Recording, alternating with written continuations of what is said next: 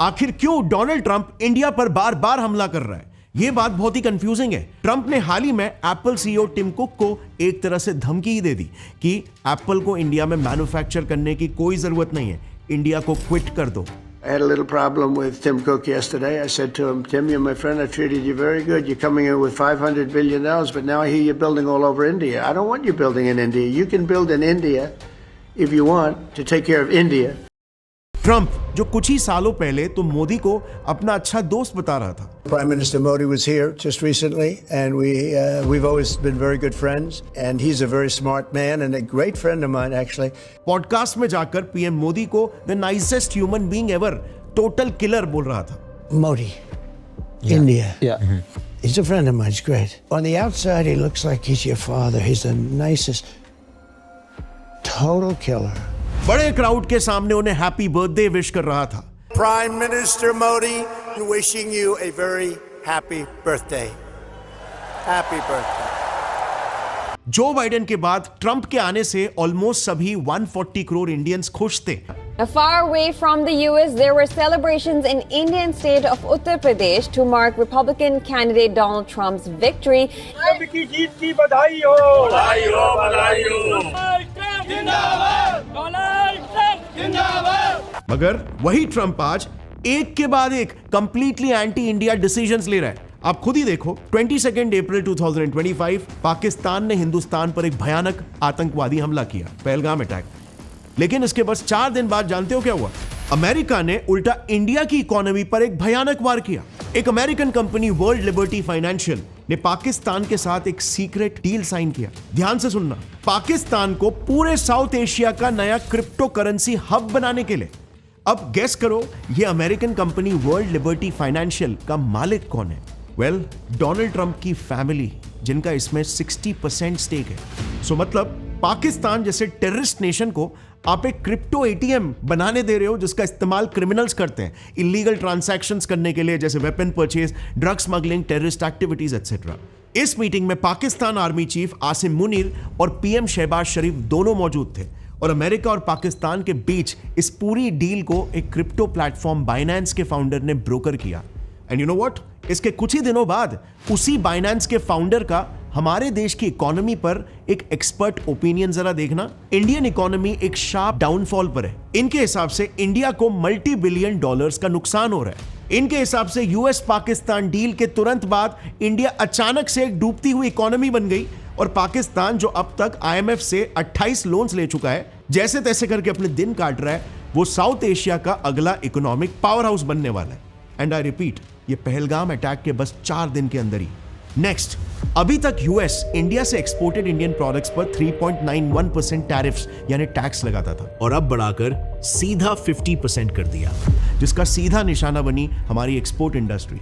इससे Indian products US में एकदम से महंगे हो गए, उनकी डिमांड एकदम से घट गई और नतीजन कई एक्सपोर्ट डिपेंडेंट सेक्टर्स रातों रात घायल हो गए, स्पेशली इंडिया का डायमंड सेक्टर। क्योंकि आज भी इंडिया अपने टोटल जेम्स और ज्वेलरी एक्सपोर्ट्स में 30% एक्सपोर्ट अकेले यूएस को ही करता है। लेकिन टैरिफ्स बढ़ाने की वजह से आज यही इंडस्ट्री इकोनॉमिकली स्ट्रगल कर रही है, हजारों इंडियंस की नौकरियां जा रही है। अब ये बात आपको भी पता है, वर्क वीजा पर यूएस जाने वाले highest number of immigrants Indians ही है, जो यूएस जाकर पैसे कमाकर अपनी सैलरी इंडिया भेजते हैं अपने घर वालों को। इनफैक्ट 2023 में तो कैन यू इमेजिन, अमेरिका के 72% H1B वीजास यानी कि जॉब वीजास इंडियंस को ही इश्यू हुए थे। लेकिन इस लॉ के बाद से सभी एनआरआईज को एंड ऑफ कोर्स इंडिया के फॉरेन इनकम को भी एक बड़ा झटका लग सकता है। एंड फाइनली ट्रंप ने एप्पल के सीईओ टिम कुक को भी खुलेआम धमकी देकर एक सिंबॉलिक मैसेज पहुंचाया कि वो इंडिया में आईफोन्स का प्रोडक्शन बंद कर दे। Now I hear you're building all over India. I don't want you building in India. You can build in India if you want to take care of India. वो तो fortunately Tim ने Trump की बात को पूरी तरह से नजरअंदाज कर दिया और उल्टा उसने इंडिया में अपनी मैन्युफैक्चरिंग कैपेसिटी को बढ़ाने का प्लान अभी हाल ही में सबके सामने रखा है। Apple plans to focus more on India. Apple, which currently makes up to about 5% of its global iPhone supplies in India, is targeting to increase that to about 25%. मगर इसके पीछे एक बहुत ही इंटरेस्टिंग रीजन है, एक ऐसी चीज जो इंडिया एप्पल को ऑफर कर रहा है जो शायद ही कोई और देश उसे ऑफर कर सकता है। ये सब हम आगे डिटेल में डिस्कस करेंगे, लेकिन फिलहाल अनलाइक एप्पल, कई अमेरिकन कंपनीज ट्रंप की इन धमकियों से डर गई है।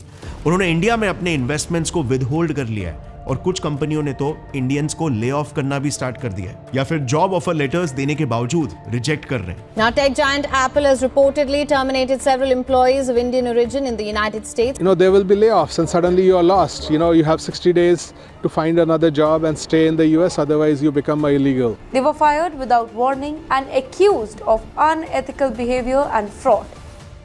वजह सिर्फ एक है, ट्रंप गवर्नमेंट के एंटी इंडिया पॉलिसीज। लेकिन ऐसा कैसे हो सकता है यार? I mean, ये बात तो बहुत ही क्लियर है। अभी हाल ही में CIA के डीक्लासिफाइड डॉक्यूमेंट्स भी लीक हुए थे, जिसमें क्लियरली ये बताया गया है कि इंडिया को चाइना के अगेंस्ट एक काउंटर वेट की तरह अमेरिका खड़ा करना चाहता है। और अगर आप कुछ ही समय पहले के हाल देखोगे तो ट्रंप, जिसके इलेक्शन जीतने की खुशी पूरे हिंदुस्तान ने मनाया, Far away from the US, there were celebrations in Indian state of Uttar Pradesh to mark Republican candidate Donald Trump's victory. Trump की जीत की बधाई हो, बधाई हो, बधाई हो। जिंदाबाद, डोनाल्ड ट्रंप जिंदाबाद। हमें लगा था कि अब इंडिया और यूएस के रिश्ते गहरे होंगे, अमेरिका इंडिया की इकोनॉमी को सपोर्ट करेगा। इनफैक्ट इंडिया पाकिस्तान वॉर के समय भी तो हम यही सोच रहे थे ना कि पहली जंग होगी जिसमें यूएस और रशिया दोनों इंडिया को सपोर्ट करेंगे। लेकिन आज वही ट्रंप इंडिया का एक बड़ा दुश्मन क्यों बन रहा है? क्या हमसे कोई गलती हो गई है? क्या हमने ऐसा कुछ काम कर दिया जिससे यूएस ऑफेंड हो गया? वेल, यस, इंडिया ने एक बहुत ही डेयरिंग काम कर लिया है। इंडिया ने पहली बार अपने खुद के पैरों पर खड़ा होने की जरूरत की है। इंडिया ने पहली बार अपने देश के हित के लिए यूएस तक को शर्मिंदा करने की जरूरत की है, और वो भी एक बार नहीं बल्कि बार बार। फरवरी 2025 में इंडिया को यूएस ने उनके एडवांस्ड F-35 जेट्स ऑफर किए थे, पर इंडिया ने उस ऑफर पर कोई खास इंटरेस्ट नहीं दिखाया। उल्टा अभी पहलगाम अटैक के बाद इंडिया ने जाकर फ्रांस से 26 रफेल्स जेट्स खरीदे वर्थ $7.5 बिलियन, जो यूएस के मुंह पर सबसे बड़ा तमाचा था, क्योंकि सब जानते हैं यूएस अपने वेपन ट्रेड को बहुत ही सीरियसली लेता है, क्योंकि उसका एक ग्लोबल इंपैक्ट पड़ता है उसके सेल्स पर। फिर रिसेंटली ट्रंप ने इंटरनेशनल मीडिया के सामने यह कह दिया कि इंडिया यूएस के साथ 0 टैरिफ्स पर ट्रेड डील साइन करने वाला है। India is one of the highest tariff nations in the world. It's very hard to sell into India. They've offered us a deal where basically they're willing to literally charge us no tariff. मगर इसे हमारे foreign minister S Jaishankar जी ने तुरंत point blank पर ही deny कर दिया। उल्टा India ने तो यूएस को पूरी तरह से इग्नोर करके अल्टीमेट गीगा चैड का काम किया। हमने यूके के साथ फ्री ट्रेड एग्रीमेंट भी साइन कर लिया, और इसके अलावा आपको पता ही होगा पिछले 2 से 3 सालों से इंडिया यूएस के सैंक्शन से भी कुछ खास डर नहीं रहा। रशिया यूक्रेन वॉर के बाद जैसे ही यूएस ने रशिया पर सैंक्शंस लगाए थे, एक तरफ तो ऑलमोस्ट सभी देशों ने रशियन ऑयल खरीदना बंद कर दिया था, लेकिन वहीं पर इंडिया ने ना सिर्फ रशियन ऑयल खरीदा, वो भी डॉलर में नहीं बल्कि रुपी और दिरहम में, बल्कि हमने तो एक कदम और आगे बढ़कर उसी तेल को रिफाइन करके यूरोप को बेचना शुरू कर दिया, जिससे हमने काफी मुनाफा भी कमाया। अनबिलीवेबल 2,53,788% का ग्रोथ। अब आप जरा सोचो, इंडिया के ये डिसीजंस इतने बोल्ड थे कि पाकिस्तानी पॉलिटिशियंस तक अपनी जनता से कह रहे थे कि हमें इंडिया जैसा एक आजाद मुल्क बनना है। पहले हिंदुस्तान का फॉरेन मिनिस्टर, ये फॉरेन मिनिस्टर को उन्होंने कहा कि रूस से तेल ना खरीदो। उसने आगे से कहा, तुम कौन होते हो मैं कहने वाले, यूरोप खरीद रहे तेल उनसे। ये होता है आजाद मुल्क। और फिर 2023 में भी इंडिया ने G20 में यूएस की एक नहीं सुनी। यूएस चाहता था कि इंडिया G20 में रशिया को वॉर के लिए कंडेम करे, लेकिन इंडिया ने सोचा इससे हमारा क्या फायदा, उल्टा रशिया तो हमारा ऑल वेदर फ्रेंड है। सो एक तो इंडिया ने यूएस की बात अनसुनी कर दी, ऊपर से इंडिया ने अफ्रीकन यूनियन को G20 का परमानेंट मेंबर तक बना दिया, जो कि एक ऐसा मास्टर स्ट्रोक था जिससे if not the entire world, at least south Asia में इंडिया ने अपने आप को एक लीडर जैसा रिप्रेजेंट किया। ऑल्सो हाँ, इंडिया ने कुछ समय पहले यूएस टेक जायंट जैसे गूगल और अमेजॉन पर डिजिटल टैक्सेस भी लगा दिए थे। हालांकि अभी इंडिया उसे हटाने की बात कर रहा है, पर अगेन ऐसे मल्टीनेशनल जायंट्स पर टैक्सेस लगाना अपने आप में ही यूएस के लिए एक बहुत ही स्ट्रॉन्ग मैसेज था। अब यूएस एक ग्लोबल सुपर पावर है for a reason. Because it is an economic super power. आप जानते ही होंगे कि यूएस ने डॉलर्स और स्विफ्ट पेमेंट सिस्टम का एक ऐसा जाल बिछा रखा है कि हर एक देश इंटरनेशनल ट्रेड के लिए इन सिस्टम्स पर हेवीली डिपेंडेंट है और मजबूर है। और इसी एग्जैक्ट डिपेंडेंसी का गलत इस्तेमाल करने के लिए यूएस काफी इनफेमस है। जब भी कोई देश यूएस इंटरेस्ट के हिसाब से काम नहीं करता, वो उनके पेमेंट सिस्टम्स को ब्लॉक करके उन्हें डॉलर्स इस्तेमाल करने से बैन कर देता है। और अंत में जब उनकी इकोनॉमी बुरी तरह से घायल हो जाती है, उन्हें झक मार के यूएस की बात माननी ही पड़ती है। ये सेम चीज यूएस ने सीरिया, इराक और रशिया जैसे देशों के साथ किया। मगर इंडिया फॉर अ चेंज इस चाल में फंसना नहीं चाहता है और इसीलिए अब यूएस के इकोनॉमिक कंट्रोल से बाहर निकलने के लिए इंडिया डॉलर को अपने हम्बल रुपीस से चैलेंज कर रहा है। इंडिया कई देशों को एंकरेज कर रहा है अपने यूपीआई और वॉस्ट्रो अकाउंट्स को यूज करने के लिए, और सिंगापुर, यूएई, फ्रांस जैसे देशों ने तो इसे एक्सेप्ट करके इंडिया के साथ यूपीआई और वॉस्ट्रो अकाउंट्स ओपन करना तक शुरू कर दिया है। अच्छा, ट्रेडिंग के लिए भी इंडिया साइलेंटली बट एग्रेसिवली एक नया international trade route India, middle east, Europe economic corridor बना रहा है। अब अगर आप मैप पर देखोगे तो ये है यूएस के नेवल चोक पॉइंट्स और ये है चाइना का BRI प्रोजेक्ट। अब अगर आप IMEC देखोगे तो वो बराबर इन देशों के प्रोजेक्ट्स को बाईपास करते हुए बाकी देशों को एक नया ट्रेड रूट ऑफर कर रहा है, जो पोटेंशियली उन सभी का लॉजिस्टिक्स कॉस्ट 30% और ट्रांसपोर्टेशन टाइम 40% से कम कर सकता है। और इसी बात से यूएस, चाइना दोनों इनसिक्योर है। नेक्स्ट, सेमीकंडक्टर्स के गेम में भी इंडिया ने एक बहुत ही स्मार्ट मूव खेला है। हम अब इंटेल या यूएस जायंट्स पर डिपेंडेंसी हटाने के लिए जापान, सिंगापुर और ताइवान जैसे पार्टनर्स के साथ टाई अप कर रहे हैं, ताकि हमारी चिप इंडस्ट्री हमारे कंट्रोल में रह सके और यूएस हमारा आर्म ट्विस्टिंग ना कर सके। सो जाहिर है इतने सारे रीजंस की वजह से यूएस इंडिया से बिल्कुल भी खुश नहीं है, क्योंकि हम यूएस के पट्टू नहीं बन रहे जिस तरीके से पाकिस्तान बनने को तैयार है। But does this mean war for India?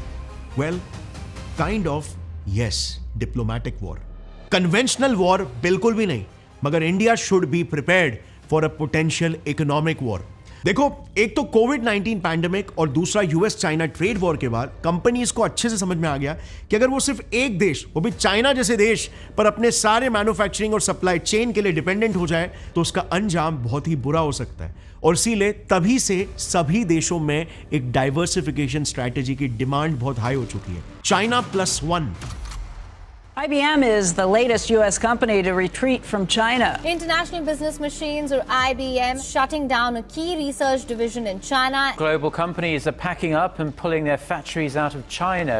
Basically, companies China के अलावा एक और ग्लोबल मैन्युफैक्चरिंग हब ढूंढ रहे हैं, और यही वजह है कि विश्व के कई देशों में आज एक टाइप का इकोनॉमिक वॉर छिड़ चुका है, एक टाइप का मैन्युफैक्चरिंग वॉर, जिसमें वियतनाम, मेक्सिको, इंडोनेशिया, बांग्लादेश और इंडिया जैसे और भी कई देश लड़ रहे हैं अगला ग्लोबल मैन्युफैक्चरिंग हब बनने के लिए।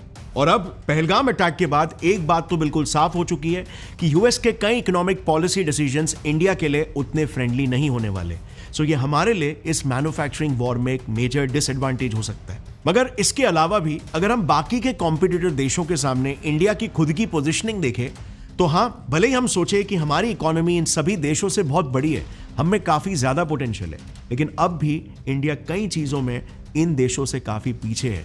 वो समझने के लिए अलग अलग क्रेडिबल सोर्सेस के डेटा पॉइंट्स को कंपेयर करके हमने ये टेबल बनाया है, जो आपको पता चलना ही चाहिए, बिकॉज ये फैक्ट्स पर आधारित है। एंड एज यूजुअल फ्रेंड्स, सभी सोर्सेस के लिंक्स आपको नीचे डिस्क्रिप्शन में मिल जाएंगे, आप रीड कर सकते हो। मैंने इस वीडियो के लिए फिलहाल 3 मेजर कॉम्पिटिटर्स का ही कंपैरिजन किया है, क्योंकि अगर सारे देशों को अगर मैं ऐड करूं तो कंफ्यूजन हो जाएगा और शायद आप कॉन्सेप्ट ठीक से नहीं समझ पाओ। सो चलो अब इंडिया के वीकनेस को प्रैक्टिकल एग्जांपल से समझते हैं। पहला पॉइंट है अप्रूवल टाइमलाइंस। समझो आप एक बड़ी कंपनी चला रहे हो और आपको ओडिशा में एक फैक्ट्री डालनी है। सबसे पहले हमें गवर्नमेंट अप्रूवल्स लगेंगे। अब ये वेबसाइट ओडिशा गवर्नमेंट की है। इस पर देखो क्लियरली लिखा हुआ है कि हमें अलग अलग अथॉरिटीज से 30+ अप्रूवल्स की जरूरत होगी, और इसके लिए मिनिमम हर अप्रूवल के लिए हम 15 दिन भी पकड़े तो हमारी फैक्ट्रीज के खुलने के लिए 14 महीने यानी कि 1 साल 2 महीने लग जाएंगे। और हाँ, ये मैंने एक ऑप्टिमम टाइम फ्रेम पकड़ा है, बाकी बीच में तो बहुत सारी चीजें हो सकती है, कहीं पे भी आपके पेपर्स अटक सकते हैं, कहीं पे भी आपको कितना भी ब्राइब देना पड़ सकता है, और इसमें कुछ स्पेसिफिक अप्रूवल्स के लिए 2 महीने तक का भी टाइम लग जाता है। लेकिन वहीं पर चाइना में मैक्सिमम 3 से 6 महीने में आपके सारे अप्रूवल्स क्लियर हो जाएंगे। वियतनाम में तो ये प्रोसेस और भी ज्यादा इजी और फास्ट है। वहां पर सिर्फ इन 7 अप्रूवल्स के साथ 6 महीने के अंदर आपको सारे लाइसेंसेस मिल जाएंगे। अब फैक्ट्रीज में अप्रूवल्स के बाद जो अगला सबसे इंपॉर्टेंट फैक्टर देखते हैं वो है इलेक्ट्रिसिटी। किसी भी फैक्ट्री में मेजर कॉस्ट होता है इलेक्ट्रिसिटी का। तुम्हारे ओडिशा में फैक्ट्री के लिए ऑफिशियल गवर्नमेंट रेट्स के हिसाब से हमें $0.125 पर किलोवाट देना पड़ेगा, लेकिन वहीं पर चाइना में इलेक्ट्रिसिटी का कॉस्ट है $0.088 पर किलोवाट आवर्स और वियतनाम में तक $0.085 पर किलोवाट आवर्स। और इंडिया में प्रॉब्लम सिर्फ प्राइस का नहीं है। सूरत का ही एग्जांपल ले लो, जो टेक्सटाइल हब है, वहां पर इंडस्ट्रियल पावर आउटेज की वजह से प्रोडक्शन कॉस्ट में सीधा 10% का नुकसान हो जाता है और इंडिया के बाकी स्टेट्स के सिटीज में भी लगभग यही हाल है। अब फैक्ट्री लगने के बाद इसमें लेबर कॉस्ट के मामले में इंडिया का लेबर कॉस्ट कंपैरेटिवली वियतनाम और चाइना से चीप है, जो कि एक अच्छी बात है, पर फिलीपींस और बांग्लादेश में हमसे ज्यादा सस्ता लेबर फोर्स अवेलेबल है। चलो लेबर कॉस्ट तो एक चीज हो गई, बट उससे भी कई ज्यादा इंपॉर्टेंट होता है जो कंपनीज को चाहिए होता है, वो होता है स्किल्ड लेबर। मतलब ऐसे वर्कर्स जिन्हें हाईटेक फैक्ट्री मशीनरीज को ऑपरेट करना आता हो, क्योंकि अभी फ्यूचर इंडस्ट्रीज इसी हाईटेक मशीनरीज पर ही बेस्ड है, जो इंडिया में सिर्फ कम ही नहीं बल्कि यूएन डेटा के हिसाब से इंडिया हमारे पड़ोसी देश जैसे पाकिस्तान, बांग्लादेश और नेपाल से भी बहुत पीछे है। इंडिया के पास सिर्फ 21% स्किल्ड लेबर फोर्स है। वहीं पर सिर्फ चाइना की बात अगर करूं तो ऑफिशियल डेटा के हिसाब से उनके देश में 2400 वोकेशनल स्कूल्स है, जो हर साल 10 लाख स्किल्ड वर्कर्स चाइना में तैयार करते हैं। और इसीलिए चाइना पूरी दुनिया में 4th रैंक पर आता है when it comes to skilled labours. वहीं वियतनाम 117th रैंक पर है यूएन की स्किल्ड लेबर कैटेगरी में, जो फ्रैंकली स्पीकिंग इतना भी बुरा नहीं है। अब आखिर में चलो आपने फैक्ट्री सेटअप कर ली, उसमें गुड्स प्रोड्यूस कर लिया, उसके बाद आता है लॉजिस्टिक ट्रांजिट टाइम। इसमें भी अगर आप देखोगे तो इंडिया सारे कॉम्पिटिटर्स में नीचे है। उसके पीछे रीजंस है हमारे खराब रोड्स और लैक ऑफ कनेक्टिविटी। इंडिया का लॉजिस्टिक नेटवर्क एक बड़ा प्रॉब्लम है। इंडिया के लॉजिस्टिक सिस्टम का एक सिंपल एग्जांपल देता हूं। ओडिशा का परदीप पोर्ट, यहाँ के इंटीरियर एरियाज जैसे अंगुल जो मैन्युफैक्चरिंग हब है, वहां से माल पोर्ट तक ले जाना होता है, लेकिन इन हब्स को बहुत ही लिमिटेड रेल कनेक्टिविटी है। अभी 2023 में यहाँ एक नई लाइन शुरू हुई है। एग्जाम्पल के लिए ये देख लो, यहां से पोर्ट तक डायरेक्ट रेल लाइन नहीं है और इसीलिए माल टूटी फूटी सड़कों से ट्रक्स में ले जाया जाता है और ये सड़कें बारिश में और भी ज्यादा खराब हो जाती है। ऊपर से ट्रैफिक, टोल, डीले सब मिला के मिनिमम 1 दिन लग जाता है सिर्फ पोर्ट तक पहुंचने में। और बस ऐसे कारणों की वजह से ही इंडिया का लॉजिस्टिक इंडेक्स में रैंकिंग लो है। सो अगर साफ साफ एकदम रैशनली और प्रैग्मेटिकली देखे तो this war is not going to be easy for India. एक तो वैसे ही इंडिया के आगे कई सारे कॉम्पिटिटर्स खड़े हैं, ऊपर से यूएस जैसे देश के पॉलिसीज बिल्कुल इंडियन बिजनेसेस को, इंडियन इकोनॉमी को सपोर्ट करते हुए नहीं दिख रहे। और इसीलिए मेरे हिसाब से it is high time India इसे सीरियसली ले और अपने मैन्युफैक्चरिंग सेक्टर में कुछ मेजर डेवलपमेंट्स लाए। एंड टू बी ऑनेस्ट, हम उस दिशा में, उस डायरेक्शन में जा भी रहे हैं, जिसमें एक सबसे बड़ा स्ट्रेटेजिक मूव है स्मार्ट इंडस्ट्रियल सिटीज। जो फैक्ट्री सेटअप करने की प्रोसेस थी, right from single window approval से लेकर लॉजिस्टिकल लूपहोल्स तक, इसे सॉल्व करने के लिए इंडियन गवर्नमेंट ने national industrial corridor development programme के तहत पूरे इंडिया में 12 नई स्मार्ट इंडस्ट्रियल सिटी शुरू की है। इसे औरंगाबाद की ऑरिक सिटी के एग्जाम्पल से समझाता हूं। यह इंडिया की पहली प्लान्ड इंडस्ट्रियल स्मार्ट सिटी होगी जो 10,000 एकर्स में बनने वाली है। अब इस सिटी के जरिए जो सबसे पहला कंसर्न था अप्रूवल्स का, तो ऑरिक में गवर्नमेंट ने सिंगल विंडो अप्रूवल सिस्टम रखा है। बाकी जगहों का जो डिफरेंस है ना, तो यहाँ पे कोई भी एक ही एप्लीकेशन में सब मिल जाता है। समझा, अभी हम एमएसबी को एप्लीकेशन करेंगे तो इमीडिएट लाइट मिल जाती, पानी का ये करो इमीडिएट पानी मिल जाता है, हमें जाने का कोई काम नहीं है।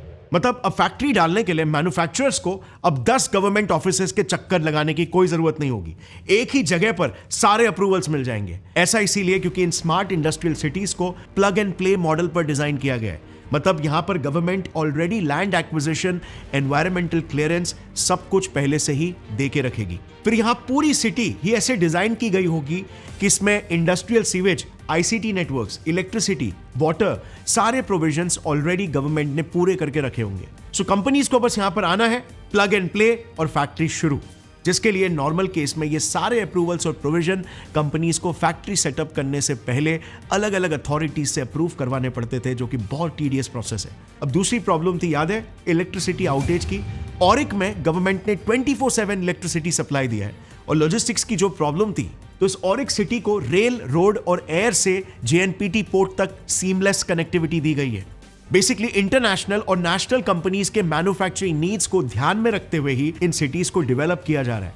इसके अलावा इंडिया की अगली प्रॉब्लम जो कि स्किल गैप है, उस पर भी बहुत ही अच्छा काम चालू है। प्रधानमंत्री कौशल विकास योजना के तहत पिछले 10 सालों में 16 लाख से ज्यादा युवाओं को semiconductors, 5G, AI, green hydrogen, EV जैसे एडवांस टेक्निकल सेक्टर्स में स्किल ट्रेनिंग मिल रही है। अब ये तो हुई इंडिया की खामियों को फिक्स करने की बात, लेकिन इसके अलावा भी कुछ और ऐसे एडवांटेजेस है जो इंडिया को बाकी कॉम्पिटिटर्स से अलग करते हैं। जैसे इंडिया के पास चाइना के बाद दुनिया का सेकंड लार्जेस्ट लेबर पूल है। इंडिया के पास one of the largest middle class consumer base है जो इन मैन्युफैक्चर्ड प्रोडक्ट्स को डायरेक्टली डोमेस्टिकली ही कंज्यूम करवा सकता है, जो कि वियतनाम और बांग्लादेश जैसे कंट्रीज के पास नहीं है। मगर ये इंटरनेशनल कंपनीज के लिए एक ह्यूज एडवांटेज है और इसीलिए तो एप्पल को इंडिया में आना है।